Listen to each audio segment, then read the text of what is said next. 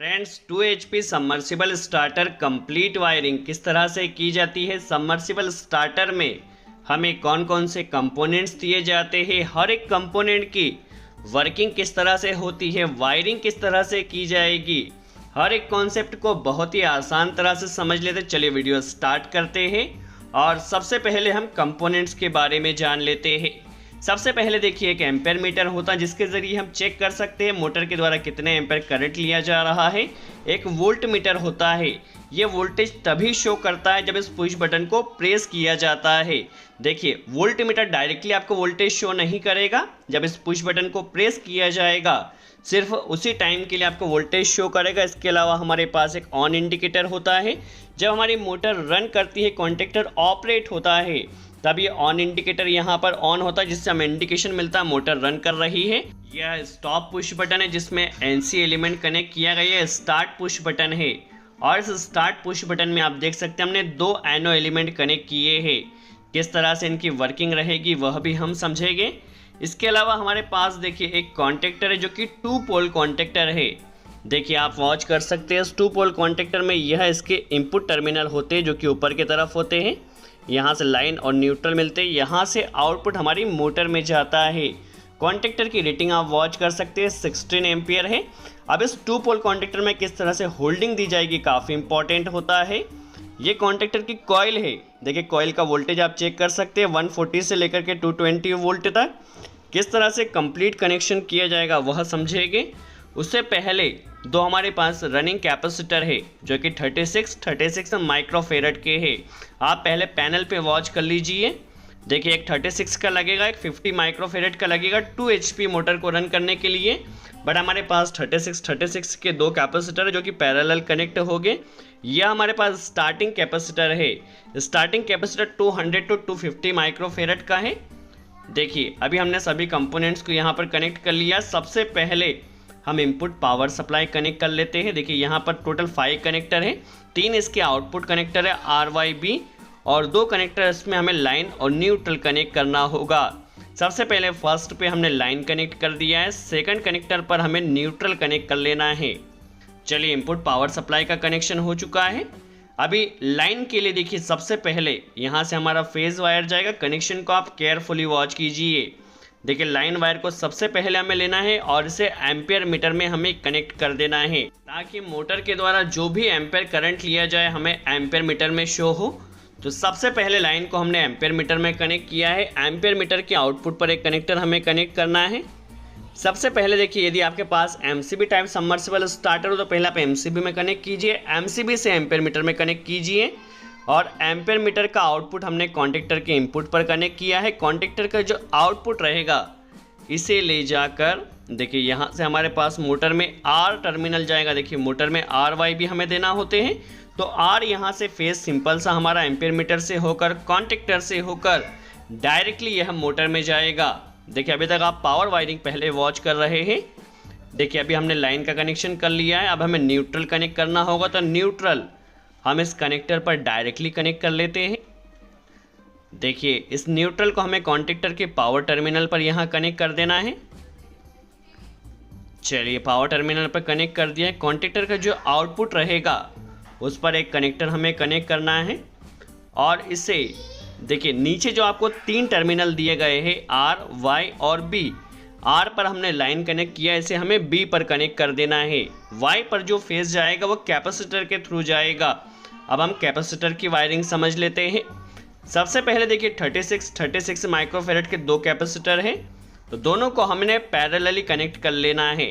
देखिए आप किसी भी 2 वायर को इस तरह से कनेक्ट कर लीजिए। दोनों ही कैपेसिटर को हमने पैरेलल कनेक्ट कर लिया है। अभी हमारे पास यहाँ एक कनेक्टर भी दिया गया है।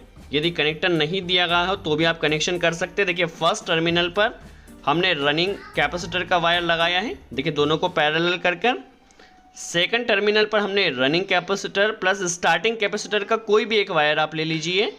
यहाँ से दोनों ही कैपेसिटर में इनपुट पावर सप्लाई आएगी। तो रनिंग कैपेसिटर और स्टार्टिंग कैपेसिटर को यहाँ पर कॉमन किया है और इसे बीच वाले कनेक्टर में हमने कनेक्ट कर लिया है। अभी लास्ट वाला जो कनेक्टर है, इस लास्ट कनेक्टर में हमारे पास जो स्टार्टिंग कैपेसिटर है उस स्टार्टिंग कैपेसिटर का एक वायर लगा देना है।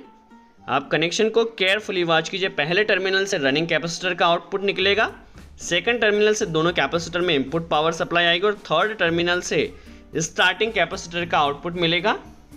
चलिए अभी हमने क्या करना है, कॉन्टेक्टर का जो आउटपुट है, क्योंकि हमें दोनों ही कैपेसिटर में अभी सप्लाई कनेक्ट करना है, तो आपको ध्यान रखना है कॉन्टेक्टर के आउटपुट से एक कनेक्टर लेना, ताकि जब कॉन्टेक्टर ऑपरेट हो तब सप्लाई पास हो। तो कॉन्टेक्टर के आउटपुट से यहाँ से लाइन ले लेना है और इसे जो बीच वाला टर्मिनल है जहाँ पे स्टार्टिंग कैपेसिटर और रनिंग कैपेसिटर के दोनों कॉमन वायर हैं, यहाँ पर कनेक्ट हो जाएगा। वर्किंग किस तरह से रहेगी, जैसे ही कॉन्टेक्टर ऑपरेट होगा दोनों ही कैपेसिटर में इनपुट पावर सप्लाई आ जाएगी। कॉन्टेक्टर के ऑपरेट होते ही दोनों कैपेसिटर में इनपुट पावर सप्लाई आ गई है। अभी अब रनिंग कैपेसिटर का कनेक्शन हम समझ लेते हैं। रनिंग कैपेसिटर का जो आउटपुट रहेगा, जो कि फर्स्ट टर्मिनल है, तो देखिए यहाँ से रनिंग कैपेसिटर का जो आउटपुट रहेगा इसे हमने एक कनेक्टर कनेक्ट करना है और इसे जो बीच वाला टर्मिनल है वाई टर्मिनल, इसे वाई टर्मिनल पर कनेक्ट कर देना है। जो वाई फेज होता है वो कैपेसिटर के थ्रू जाता है। जैसे ही देखिए कॉन्टेक्टर ऑपरेट होगा, रनिंग कैपेसिटर यहाँ से ऑपरेट होगा और यहाँ पर फेज आ जाएगा। अब स्टार्टिंग कैपेसिटर देखिए, जितने टाइम के लिए हम पुश बटन प्रेस करेंगे सिर्फ उतने ही टाइम के लिए ऑपरेट होना है स्टार्टिंग कैपेसिटर ने।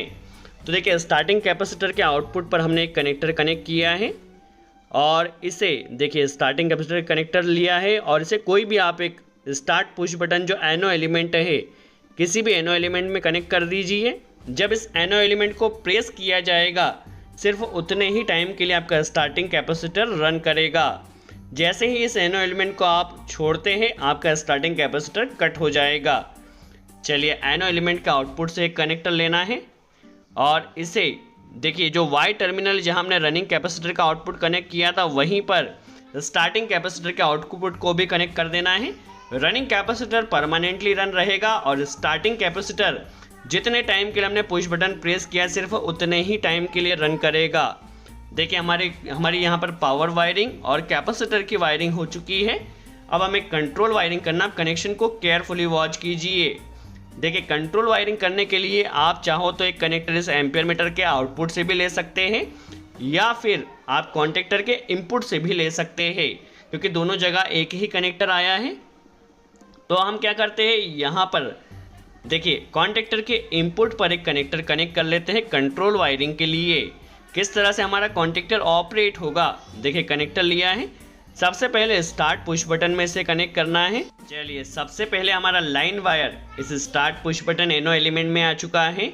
अब जैसे ही इस एनो एलिमेंट को प्रेस किया जाएगा तो यहाँ से यह सप्लाई जाएगी stop push button NC element में। चलिए एनसी एलिमेंट पर एक कनेक्टर हमने कनेक्ट कर लेना है। देखिए इसे एनसी एलिमेंट पर कनेक्ट किया है और एनसी एलिमेंट का जो आउटपुट रहेगा वहाँ से ले जाकर हमें सिंपल सा कॉन्टेक्टर को ऑपरेट कर देना है। कनेक्शन को आप केयरफुली वॉच कीजिए। सबसे पहले आपको देना है स्टार्ट पुश बटन एनो एलिमेंट में। स्टार्ट पुश बटन का आउटपुट जाएगा स्टॉप पुश बटन में। स्टॉप पुश बटन से एनसी एलिमेंट का आउटपुट जाएगा कॉन्टेक्टर की कॉइल A1 पर। देखिए जैसे स्टार्ट पुश बटन को प्रेस किया कॉइल की सप्लाई यहाँ पर A1 पर आ जाएगी। चलिए अभी हमारे पास कॉन्टेक्टर में लाइन आ चुका है। अभी हमें न्यूट्रल कनेक्ट करना है, तो न्यूट्रल आप यहाँ कनेक्टर से भी ले सकते हैं या फिर क्योंकि कॉन्टेक्टर में भी हमने न्यूट्रल डायरेक्टली कनेक्ट किया है तो यहीं से न्यूट्रल का एक कनेक्टर हमें इनपुट से कनेक्ट करना है। ध्यान से वॉच कीजिए, आउटपुट से नहीं लेना है, आपको इनपुट से कॉन्टेक्टर का न्यूट्रल कनेक्ट करना है और इसे आपको कॉन्टेक्टर की कॉइल A2 पर कनेक्ट कर देना है। देखिए A1 पर लाइन आएगा जो कि कंट्रोल होकर आएगा और न्यूट्रल हमने कॉन्टेक्टर के इनपुट से ही दे दिया। आप चाहे तो जो इनपुट कनेक्टर है यहाँ से भी ले सकते हैं। देखिए अभी हमारा कॉन्टेक्टर ऑपरेट हो चुका, बट अब इसमें होल्डिंग हमने कनेक्ट नहीं की है। होल्डिंग किस तरह से कनेक्ट की जाएगी, केयरफुली वॉच कीजिए। होल्डिंग के लिए क्योंकि हमारे पास 2 पोल कॉन्टेक्टर, इसमें कोई भी एक्सटर्नल एनो पॉइंट नहीं है, इसके लिए देखिए होल्डिंग के लिए आपको कॉन्टेक्टर के आउटपुट से लाइन वायर लेना है, न्यूट्रल नहीं लेना है, गलती से आपको लाइन वायर लेना है और इस लाइन वायर को आप चाहे तो स्टार्ट पुश बटन के आउटपुट पे या स्टॉप पुश बटन के इनपुट पर कनेक्ट कर सकते हैं। हम क्या कर रहे हैं, देखिए कॉन्टेक्टर के आउटपुट से एक कनेक्टर लिया है, लाइन का कनेक्टर लिया है और इसे जो हमारे पास स्टार्ट पुश बटन एनो एलिमेंट का आउटपुट है इसे एनो एलिमेंट के आउटपुट पर हमें कनेक्ट करना है। ताकि हमारा कॉन्टैक्टर यहाँ पर परमानेंटली होल्ड हो सके। चलिए हमारा होल्डिंग कनेक्शन हो चुका है। चलिए अभी आपको ध्यान यही रखना है, आपको लाइन का ही कनेक्टर लेना है। यदि आपके पास 3 फेज सप्लाई है तो वही फेज लीजिए जो आपने यहाँ पर कॉइल से ऑपरेट किया है। चलिए अभी हमें इस पुश बटन का कनेक्शन करना है, वोल्ट मीटर का कनेक्शन करना है और इंडिकेटर का कनेक्शन करना है। तो आप देखिए यहाँ पर पुश बटन की सप्लाई के लिए आप चाहे तो एनो के आउटपुट से भी एक कनेक्टर ले सकते हैं। हम एनसी के इनपुट से एक कनेक्टर ले रहे हैं। देखिए स्टॉप पुश बटन के इनपुट से एक कनेक्टर लिया क्योंकि यहाँ तक कंटिन्यू सप्लाई आएगी, और इसे एक कनेक्टर हमें जो हमारे पास वोल्ट मीटर का स्विच है वोल्ट मीटर के स्विच में देना है, और यहीं से हमें एक कनेक्टर इंडिकेटर में कनेक्ट कर देना है। देखिए जैसे ही हमारा कॉन्टैक्टर ऑपरेट होगा तब सप्लाई यहाँ पर आएगी। फिर से एक बार, जब मोटर हमारी रन करेगी तभी सप्लाई यहाँ पर आएगी, तभी हम वोल्ट मीटर को चेक कर सकते हैं और तभी हम यहाँ पर इस इंडिकेटर को ग्लो कर सकते हैं। चलिए इंडिकेटर में हमें लाइन और न्यूट्रल कनेक्ट करना होगा। अभी हम लाइन कनेक्ट कर लेते हैं। देखिए एनसी के इनपुट से हमने स्विच में इनपुट कनेक्ट किया है और यहीं से कनेक्टर हमने इंडिकेटर में दिया है। चलिए इंडिकेटर में हमने कनेक्ट कर लिया है। अभी क्या होगा, स्विच का कनेक्शन हम कर लेते हैं। जैसे स्विच को ऑन किया जाएगा तो वोल्ट मीटर से हमें वोल्टेज वॉच करना है। तो स्विच का जो दूसरा टर्मिनल है वहाँ पर हमें एक कनेक्टर कनेक्ट करना है। चलिए सेकंड टर्मिनल पर अभी स्विच के हमने कनेक्टर लिया है। वोल्ट मीटर हमेशा पैरेलली कनेक्ट किया जाता है। इसमें हमें लाइन और न्यूट्रल, दोनों ही लाइन और न्यूट्रल कनेक्ट करना होता है। तो यहाँ पर देखिए कनेक्टर लिया है और वोल्ट मीटर में जो लाइन कनेक्टर है वह हमने इस स्विच के आउटपुट से कनेक्ट किया है। चलिए अभी वोल्ट मीटर में लाइन आ चुका है। अभी हमें न्यूट्रल भी कनेक्ट करना होगा। तो न्यूट्रल आप चाहे तो यहाँ से इनपुट से भी ले सकते हैं या कॉन्टैक्टर के इनपुट से ले सकते हैं। हम यहाँ पर इस कनेक्टर से न्यूट्रल ले रहे हैं। चलिए इस कनेक्टर से न्यूट्रल का एक कनेक्टर लिया है और इसे हमें इंडिकेटर में भी न्यूट्रल कनेक्ट करना है, साथ ही साथ वोल्ट मीटर में भी न्यूट्रल हमें प्रोवाइड करना है। तो सबसे पहले न्यूट्रल हम इस इंडिकेटर में डायरेक्टली कनेक्ट कर देते हैं।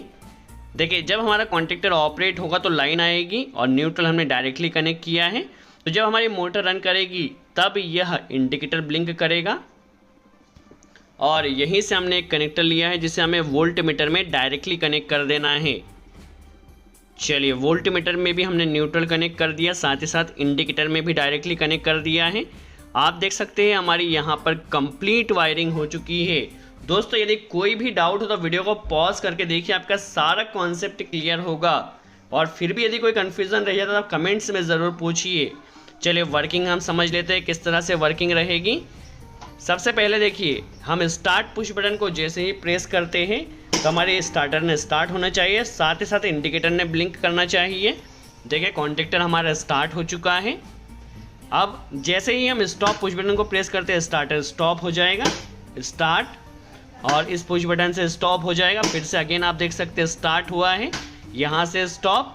अभी हमें यदि वोल्टेज को चेक करना है तो देखिए स्टार्ट करने के बाद इस पुश बटन को जैसे ही प्रेस करते हैं स्विच को तो यहाँ पर कितना वोल्टेज आ रहा है हमें शो होता है। यहाँ पर हमने मोटर को कनेक्ट नहीं किया है, आगे किसी वीडियो में हम मोटर को भी कनेक्ट करेंगे। तो दोस्तों आई होप आपको कॉन्सेप्ट क्लियर हुआ और सबमर्सिबल स्टार्टर कंप्लीट वायरिंग किस तरह की जाती है।